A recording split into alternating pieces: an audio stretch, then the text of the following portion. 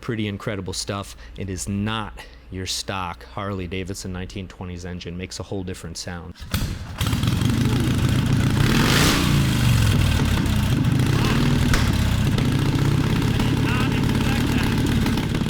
Rounding out competition week here on the Drive for History. Exciting day today. We've got my personal race bike, the 1924 Harley Davidson half-mile racer, affectionately named the Maggie Marvel. I built this bike in 2010, raced it numerous times. Exciting day today because this bike is fresh off the lift. I just rebuilt the engine and it is literally going to be the first fire for you here on camera. So incredibly excited to fire this bike up for you here. I want to give you a little bit of the history. Now, board track racing started about 1909, really the first form of speed racing in the United States. Most of these bikes, 1,000 cc's, no brakes, no clutch, direct drive, one speed. Really early on, these guys are hitting 100 miles an hour on these machines. I think 1912, Excelsior was the first company to hit 100 miles an hour. Harley Davidson, about 1914-15, hit the 100 mile an hour mark. So this machine, absolutely potent. I've had a ton of fun racing this bike over the years. Raced it on half-mile dirt tracks, raced it on banked paved ovals, and again, there's no thrill quite like sitting on one of these no-brake skinny tire bikes and twisting the wick. You know, I got the bug for this sort of racing after years and years of watching my dad race with his buddies while I was a kid. So my dad really been collecting the board track racing era motorcycles probably 30, 40, 45 years. He's been into this form of machine. Incredibly rare today. Some of these bikes are the only known example here at Wheels Through Time. There's about maybe about 15 or 18 genuine ultra rare factory board track racing machines. Thors, Harley Davidsons, Excelsiors, Indians, really some of the best, serial number ones, original paint examples. And again, guys, these bikes are absolutely priceless. Now, this machine, a little bit different, you know, having watched my dad year after year after year get out and twist the wick on some of these incredibly rare racing motorcycles, never would I ask my pops to jump on one of those bikes and give it to gas. So when I built this bike to race, relied on a lot of my buddies that are in the antique motorcycle industry that remake certain parts here and there, that it would allow me to build a machine for significantly less cost and less danger, of course, of damaging a piece of history. So the frame, I actually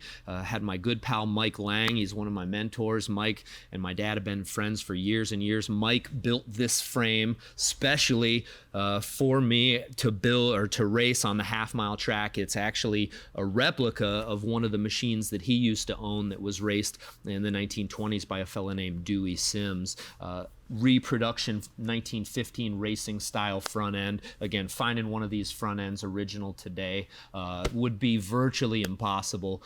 This machine was made by a good pal of mine, and it's same with the gas tanks and a few other components on here. Now, most of these bikes, clincher racing style wheels, they've got the really primitive style bead, prone to blowing off of the rim. You know, as fast as we like to go today, safety is big. So what we've done is laced up some drop center aluminum rims to the original hubs. That way we get to run a modern compound Avon Speedmaster racing tire. So modern tire, super sticky. Last raced this bike on the track at Sons of Speed, Billy Lane's event down in New Smyrna, Florida. Did really well and had a ton of fun. So won that race a couple times. And last time out, we actually broke in practice. We didn't have a chance to make laps in the main. It was kind of tough sitting there and watching everybody else out there having fun and somebody crossing the checkered finish line and the checkered flag before us. So we've got the bike back together. Now, what happened initially, these types of engines, this is a stock single cam street model motor that I've modified quite a bit. So one of my favorite things to do is take mild amount of horsepower, 15, 20 horsepower, and see how much we can boost it over what the factory was doing back then. We've got so much more know-how over the past 100 years than these guys had way back in the day. So we got things like titanium valves, specially forged high compression pistons. I used a 36-9 knucklehead manifold here, modified the carburetor flange to take take a 4-bolt carburetor from, say, like a WR or a KR from the 40s, 50s, even early 60s. Reground cams, special rods, ball bearings, lightened up flywheels, really a far cry from a stock motor. So what we did last time we were racing this motor, it's got this kind of primitive cam follower arrangement down here in the lower end. What we've kind of found, and you guys may have tuned in when we talked about my other race bike here, had similar issues with this bike. When you really hop up those stock single cam motors, we've gotten to a point where we've kind of figured out why Harley went to the next step being the twin cam racing engine. The twin cam kind of mirrors the approach to the lifters on each side. The weak point of these single cam racing engine is the cam followers. So we ended up shedding a roller right down here in the bottom end, wouldn't lift the valves up, immediately lost power, and at that point, any further running, you're kind of causing more damage to the engine than you need to. So we've got this thing back up and hopefully perfectly rebuilt, and again took this bike down, split the cases, rebalanced the flywheels because we put some new pistons in it. And like I said, my carburetor from the 50s, big offset rocker towers up top that give you a little bit more cam lift, special high compression racing cylinders. Now guys, over on this side, you can kind of see how bare bones this machine really is. This is your entire drive line. You got a kind of a compensator jack shaft type of arrangement here that connects your primary and secondary gear drive.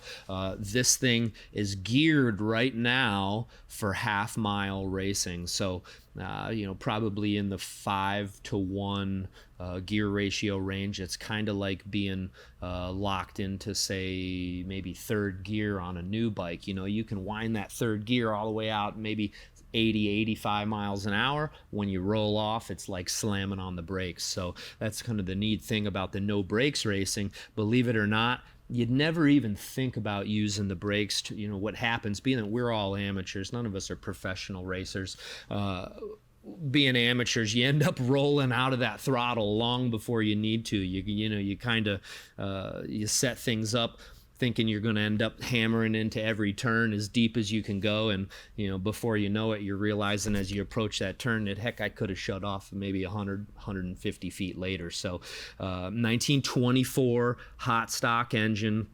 Again, all ball bearing lower end. This is really as much power as I've been able to make out of a single cam Harley Davidson engine, which is probably why we keep breaking. They were never really engineered for stuff like this. So the whole idea is to cross the finish line before you break. So building this bike, we always knew it was going to be a race it, break it, fix it, race it again type of scenario. So you race it, you break it, fix it. My friend Bill Redensel from the Harley Davidson Museum coined the term wrench, ride, repeat, and there couldn't be anything more true about the board track racing motorcycle. So we're going to flip the gas on. We've got the lower end primed with oil, about 3 ounces down in the lower end I like to race with. Some people go a little more, a little less. Remember, oil in the bottom end, too much is too much drag. It's like running in a swimming pool. So the less you can run in that lower end and make it last, the better.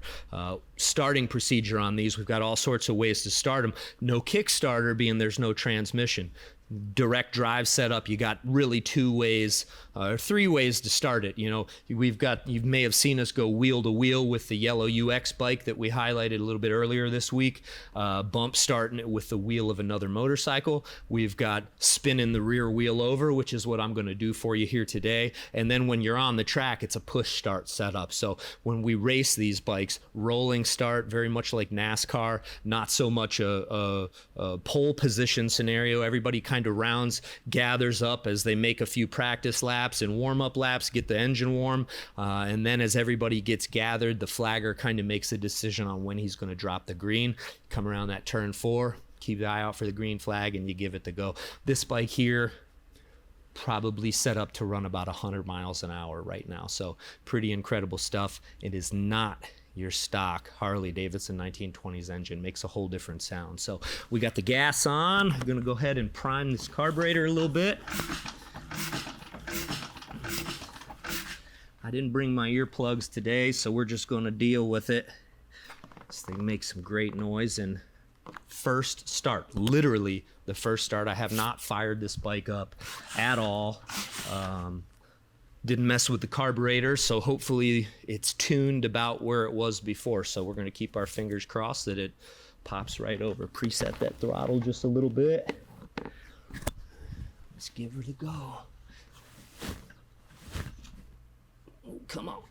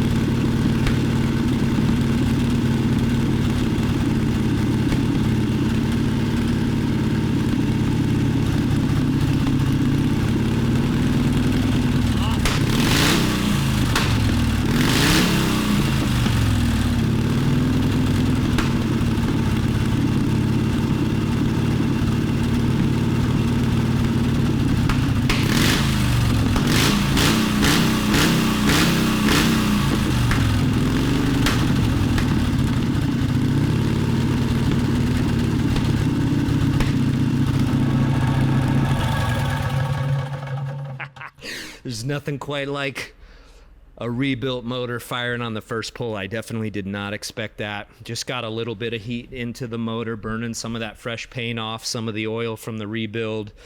Wow. You can hear that quick, snappy throttle response. That's the light flywheels, the high compression, the special cam. I'm ready to get back out on the track. Too much fun, guys. Thanks for tuning in. Drive for History, another one back to life here at the museum. Make sure you check out driveforhistory.com. Help support the museum today. Remember, you guys are what keep us the museum that runs. We'll see you next time.